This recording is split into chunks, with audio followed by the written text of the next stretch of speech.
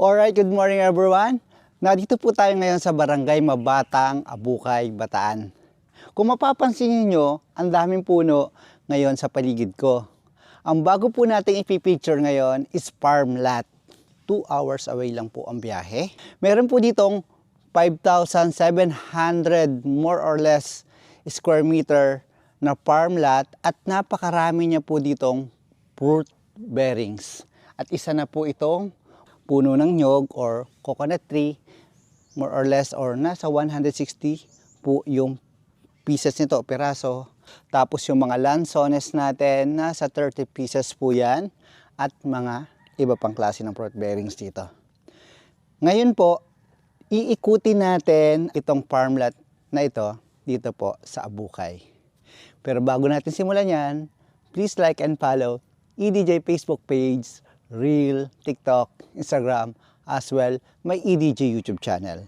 So you'll be notified every time I drop a video. Now guys, let's start a farm tour.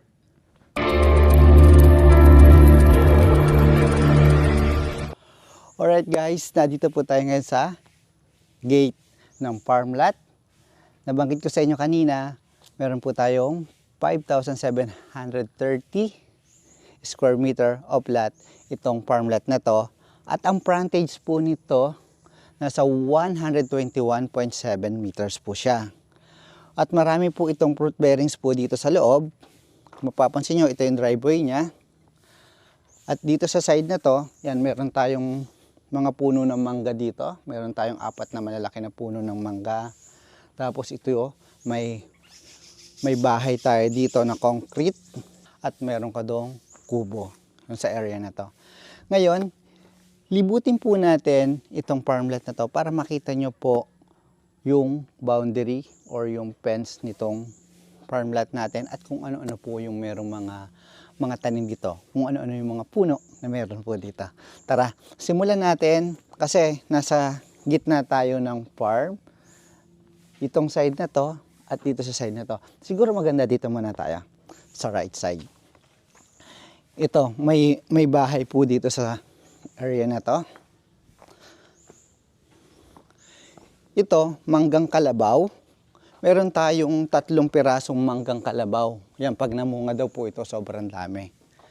At kung mapapansin mo, yan, may fence po ito dito, saka may gate.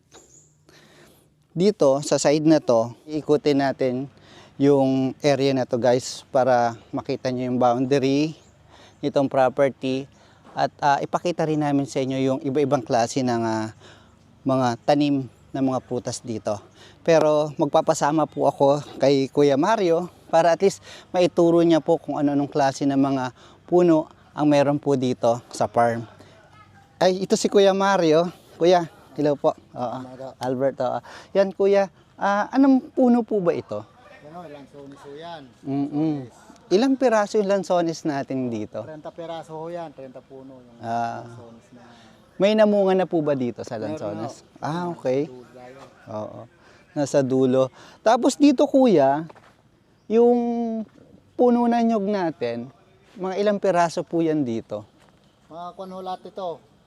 Mabuo na no yan, 106 piraso. Marami rin po pala, 106. Tapos dito po pala sa property na to, nabanggit ko sa inyo kanina, yung side na yon, yun yung frontage niya, nasa 121.7 po yung haba niya. At yan, nabanggit ni Kuya Mario, ito yung lansones, saka yung puno ng nyog. Tapos ito yung mga saging nyo, no? Tapos dito Kuya, itong tubig na pinandidilig po ninyo, ito po ay galing po ito sa irrigation, no? Sa irrigation yan. Yan. Tapos nabanggit din ni Kuya, mga nasa 100 pesos po monthly yung binabayaran dito. Yung bukod dito Kuya, sa nabanggit nyo po na puno ng nyog saka lansones na to, ano pa yung mga iba natin mga prutas dito? Ito yung mga kakao natin. Ito pala yung kakao. Itong hilera na to. May mga bunga na rin po kaya? May mga bunga na rin yung iba dyan. Ito, may bunga na nga yung kakao. Ito. Ito yung ginagawang chocolate. Ilang peraso yung kakao natin dito, Kuya? 33 33 ho yan, piraso. At 33 piraso po yung kakao. Oo. 33 puno. Mm.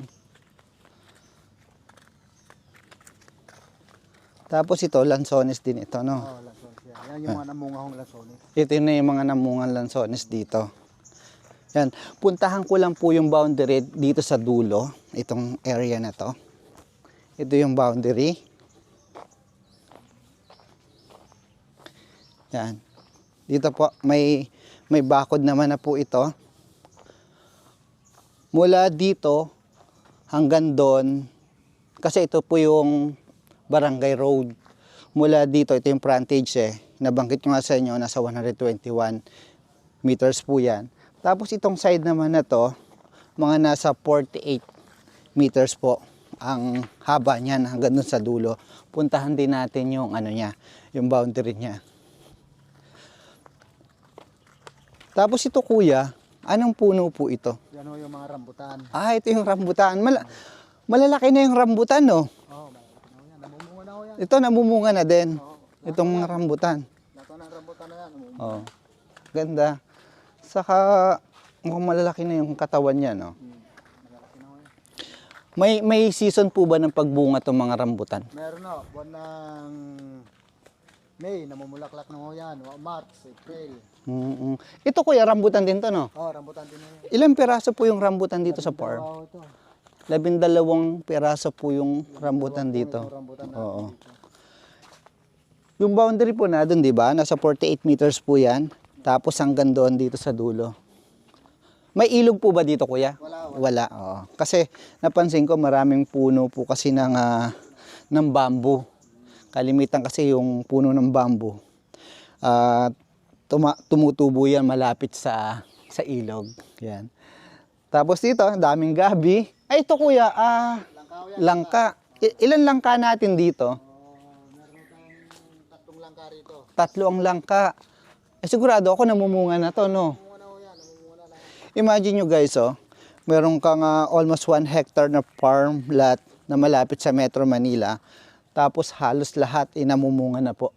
Tapos tingnan nyo po yung hilera ng ginawa ni Kuya Mario na mga puno ng saging, mga tinanim nila. Tapos ang alam mo po bang maganda dito sa farm? Talagang alaga siya Ang linis Imagine nyo naman po kung ano yung klase ng pag-aalaga na ginawa ng ating mga caretaker dito. Ang linis. Na-maintain po talaga. Tapos ito kuya, ano to? Kakao din po, okay. Kasama din.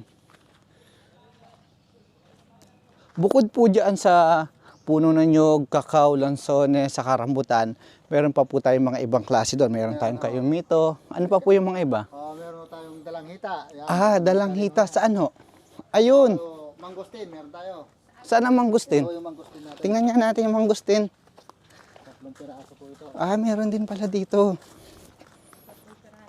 3 puno. 3 puno. Ito yung mangosteen natin. Ito ang mangustin. Ito yung mga kalamansi natin. Tapos kalamansi.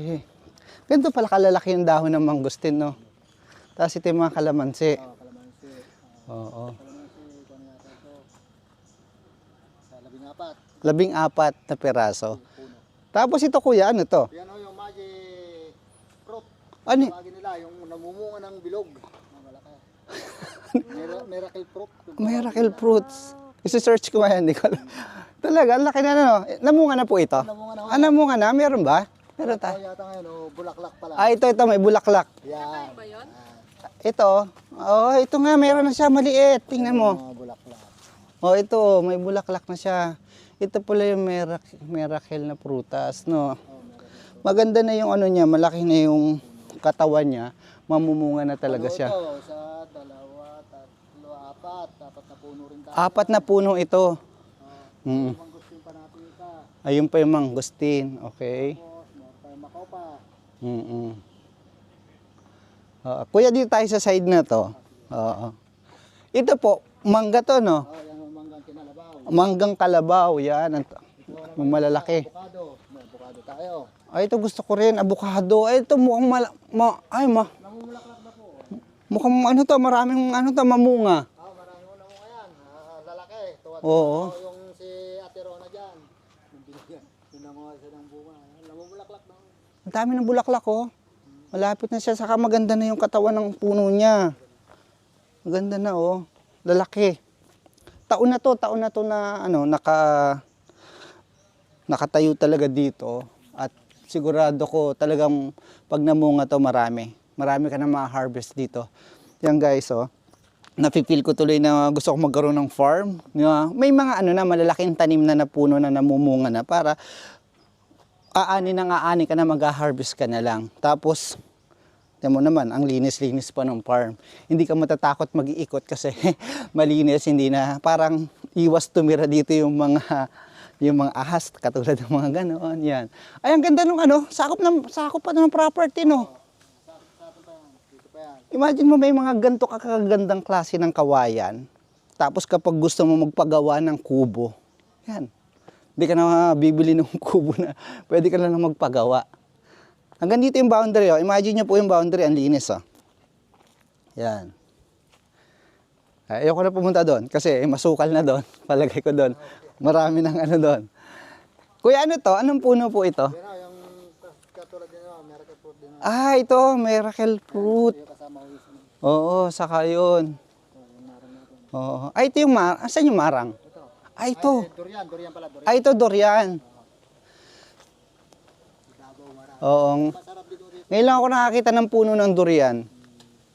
At saka, parang isang beses pa lang ako nakakain ng durian. Kasi bihira sa atin ng durian eh. Sa Davao kasi kalimitan mayroong durian. Imagine mo, dito sa farm, meron kang ganito kalaki. Ilan yung durian natin dito, kuya? Dalawa. Oh, may 2 puno ka ng durian. Namunga na po ito? Oo, namunga na nasa 15 piraso. 15 piraso.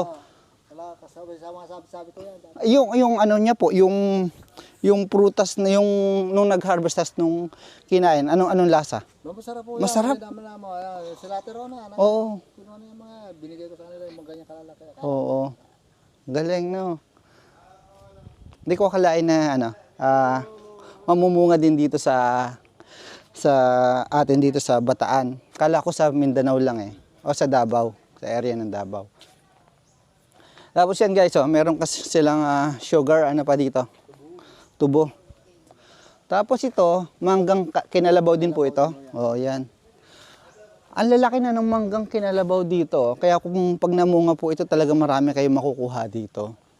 Tapos dyan yung mga puno ng nyog. Ay, ito yung marang. Ito sabi ni kuya, ang sarap din daw nito. Itong marang, pag nahinog. Itong marang. Ilan ang marang natin dito, kuya? Yan lang oh. Ito. Pero imagine mo guys, oh, pag namunga tong marang na to, pag season ng... Nakakuha sila ng nasa 2 sako. 2 sako? Oo, yung may-ari, binigyan nun. Oo. Kasi pagka dumating sila, mamimigas ako. Tapos, pag tama-tama pagdating na, hinog na. Oo. Kunin na lang nila. Yan, oh, kasi ang ganda na ng puno niya eh. Kaya pag talagang season niya ng tagbunga, ay talagang marami yan. Asahan natin marami kayong ma-harvest dyan. Ito kuya, anong mga puno pa itong palaki? Sama sa mga kakao yan. Ay, sa mga kakao. Tapos ang maganda nito, yung malapit dun sa boundary, may mga puno ka ng nyog. Di pagpunta mo dito sa farm mo, magre-relax ka at gusto mo ng sabaw ng buko at kumain talaga ng buko. Yan oh. Yan ang ganda oh. Ang ganda ng bunga ng buko nito oh. Ito talaga ready na to. Maganda yung ano saka malalaki. Bilog na bilog. Yan, ang daming saging dito. Tapos papaya, marami rin papaya dito. Ito kuya, ano to? Anong puno po ito? Ah, ito mga bayabas. Yan oh, yung suha natin. Ah, ito yung suha. Ito. Saka yun. 5 puno ito. 5 puno po. Namunga na po ba yung suha? Hindi pa. Pero mukhang malapit na kasi malaki na yung katawan niya eh. Mamumulaklak na oh. Tapos kakao. Oh, yan. Kuya dito i-ano ko lang to, itong side na to, ito yung boundary dito sa area na to. Ito, hanggang dito yung boundary. O, yan. May puno din dito ng nyog.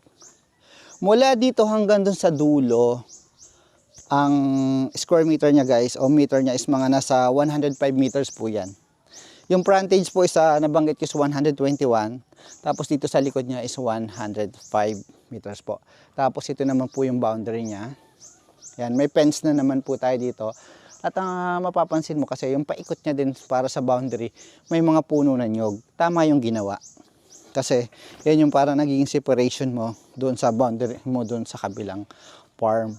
O dito naman sa side na to, ang kaibahan dito, kasi nasa gitna yung yung bahay saka yung kubo.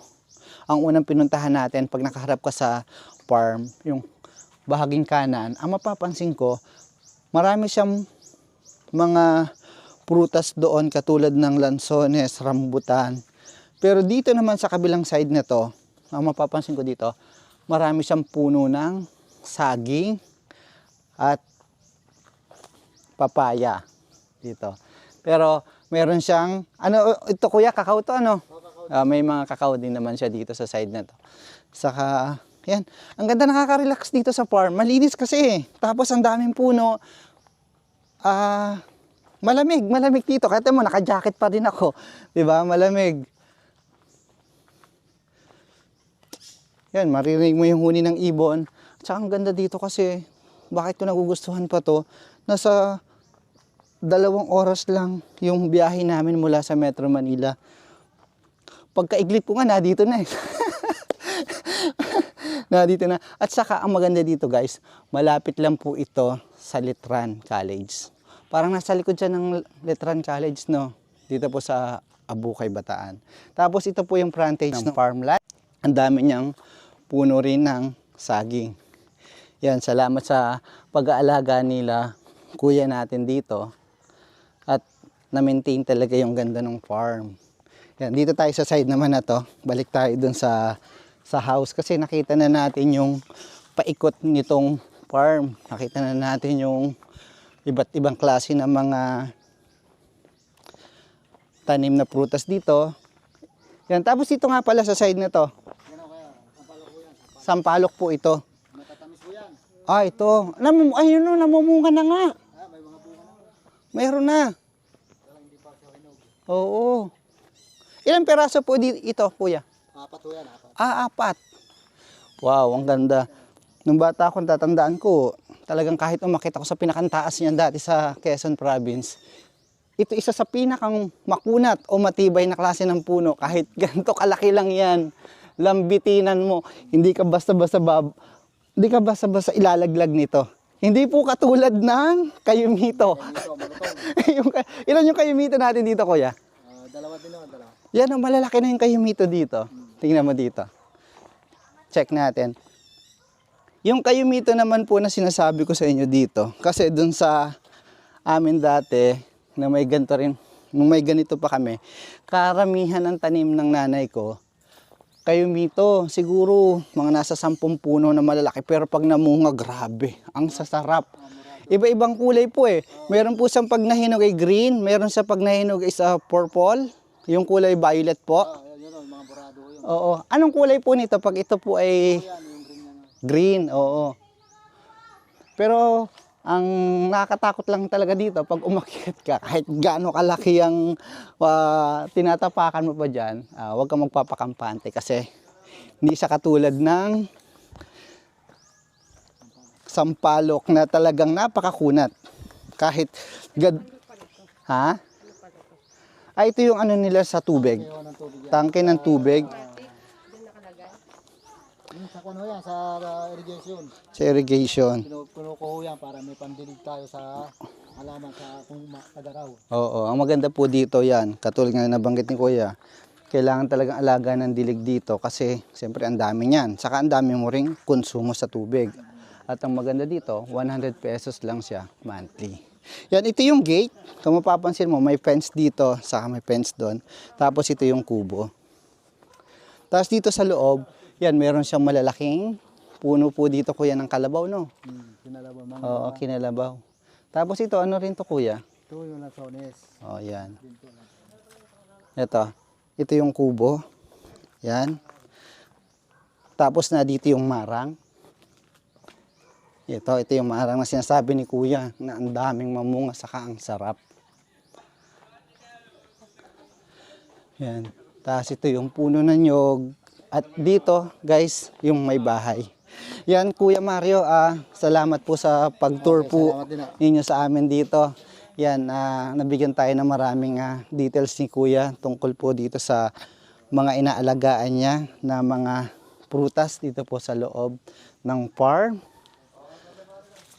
Yan, dito may mga maliliit pa siya na mga puno ng nyog. Dito mga kambal. Tapos dito yung mga malalaking puno ng mangga. At ito yung house and lot po dito sa loob ng farm. Yan guys, sana nag-enjoy po kayo dito sa tour natin, dito sa farm tour natin dito sa Abukay, Bataan. Ang lot area po nito ulit is 5,730 square meter po ito. At kung gusto nyo po itong makita ng personal, pwede nyo po akong tawagan o text sa number nito para makapag-schedule tayo ng site viewing o site tripping. Mula po pala sa SM San Fernando, mga nasa 50 kilometers lang ito. At sa Metro Manila, sa North EDSA, SM North EDSA, mga nasa 116 kilometers. 2 hours drive lang po ito dito. Saka ano yung SM dito sa Bataan? SM City Balanga. Yun, SM City Balanga po pala, nasa 11 kilometers lang ito. At itong property, parang nasa likod lang po ito ng Letran College po, dito po sa Abukay, Bataan. Yan, napakarami niya pong fruit bearings po dito po sa farm lot. At sana po nagustuhan nyo. And please don't forget to like, subscribe, and hit the bell button for notification para lagi po kayong updated sa mga bagong pinipictured na property dito po sa Metro Manila, Rizal, at dito na rin po sa Bataan. Farm lot po ito, and kita po tayo sa susunod kong video. Thank you and God bless.